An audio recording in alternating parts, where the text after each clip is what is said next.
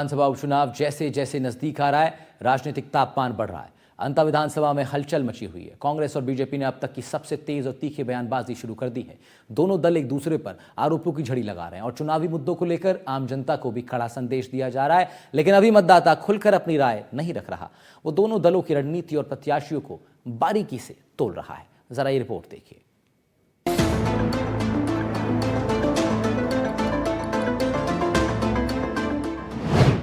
अंता में वोट की जंग तेज। कांग्रेस और बीजेपी ने झोंकी ताकत। अंता में बयानबाजी से गरमाया माहौल। अंता उपचुनाव बना साख की लड़ाई। एक एक वोट पर टिक गई प्रतिष्ठा।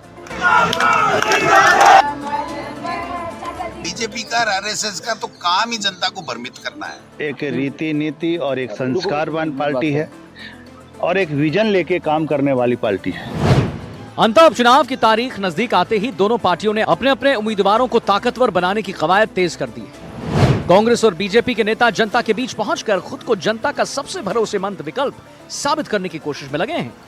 कांग्रेस ने अंता में अपनी पूरी ताकत झोंक दी।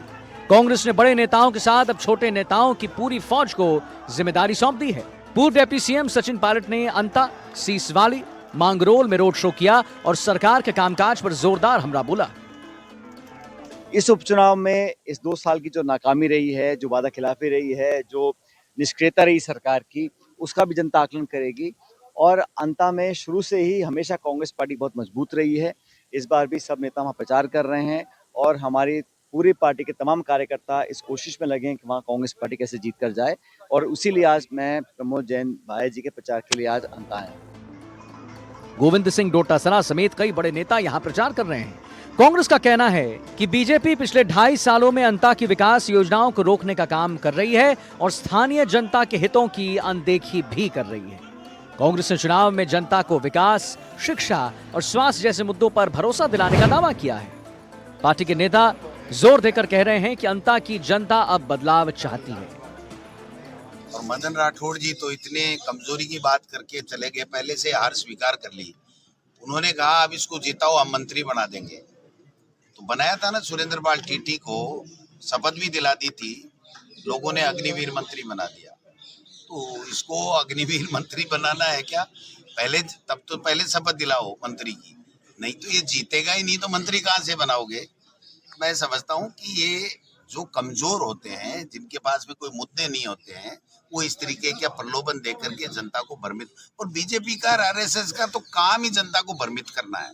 कभी धर्म के नाम पे कर देते हैं, कभी दूसरे नाम से कर देते हैं, तीसरे आदमी को खड़ा कर देते हैं जिससे कांग्रेस का वोट खराब हो जाए और उनकी जीत हो जाए। सीधे चुनाव में वो कभी भी जीत ही नहीं सकते। एक रीति नीति और एक संस्कारवान पार्टी है और एक विजन लेके काम करने वाली पार्टी है। इस पार्टी का कार्यकर्ता अपना दायित्व का बखूबी से निभाता है, जनता के बीच में रहता है और जनता से पूरा हम आश्वस्त है कि भारतीय जनता पार्टी के प्रत्याशी भाई मोरपाल जी को यहां से विजय हासिल होगी। अंता उपचुनाव में अब सियासी मुकाबला पूरी तरह से गर्मा चुका है। कांग्रेस और बीजेपी के बीच बयानबाजी का यह दौर अगले कुछ दिनों तक जारी रहेगा और जब मतदान का दिन आएगा तब तक साफ हो जाएगा कि अंता की जनता किस पार्टी को अपना भरोसा देती है। बीजेपी अंता में सियासी समीकरणों पर मंथन लगातार कर रहा है। उप मुख्यमंत्री प्रेमचंद बैरवा 12 सांसद कार्यालय में पूर्व सीएम वसुंधरा राजे के साथ चुनावी चर्चा कर रहे हैं और अंता उपचुनाव पर फीडबैक उन्होंने लिया है। बीजेपी के नेता चुनाव में अपनी उपलब्धियों और केंद्र सरकार की योजनाओं को उजागर कर जनता को याद दिला रहे हैं। उनका कहना है कि अंता में विकास की राह तभी मजबूत होगी जब जनता बीजेपी को अपना वोट देगी। इस बार प्रचार की कमान महिलाओं ने संभाल रखी है। महिला एवं बाल विकास मंत्री मंजू बाघमार, बीजेपी विधायक नौक्षम चौधरी और पूर्व मुख्यमंत्री वसुंधरा राजे से लेकर कांग्रेस की पूर्व विधायक मीनाक्षी चंद्रावत और जिला प्रमुख उर्मिला जैन तक सभी महिला नेता मैदान में डटी हुई हैं। हमने जब पता किया लोगों से, तो लोगों की एक बहुत कट्टर मांग थी कि भाजपा कोई लोकल आदमी को इस बार आगे करे। तो सबकी बातों को मानते हुए राजा साहब, सब लोगों ने भी कहा कि भाई लोगों की मांग है, आप लोगों को सुनना चाहिए। आप लोगों की तरफ से भी आया मेरे पास, it has to be local.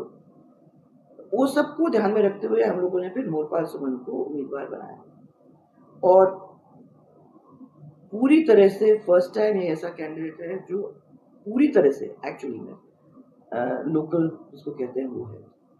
Morpal की पत्नी वो भी खुद है और उसकी पत्नी भी मांगरोल उसका पियर है और इसलिए वो भी स्थानीय है, यानी परिवार ही स्थानीय है।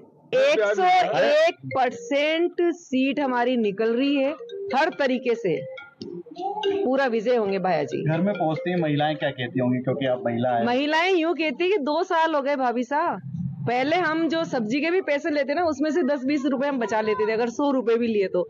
आज बिल्कुल इतनी महंगाई होगी कि हमारा बिल्कुल जेब का जो खर्चा है वो भी नहीं निकलता है। इस तरह अंता उपचुनाव में राजनीति और बयानबाजी का मेला गरमाया हुआ है। जनता की निगाहें अब हर कदम पर टिकी हैं। आपको बता दें कि अंता विधानसभा सीट पर उपचुनाव में 15 उम्मीदवार चुनावी मैदान में उतरे हैं। हालांकि असली लड़ाई तो बीजेपी के मोरपाल सुमन, कांग्रेस के प्रमोद जैन भाया और निर्दलीय नरेश मीणा के बीच देखने को मिलेगी। चुनाव का रिजल्ट 14 नवंबर को घोषित किया जाएगा। 12 से ब्रजेश कुमार पारेता की रिपोर्ट, एनडीटीवी राजस्थान के लिए।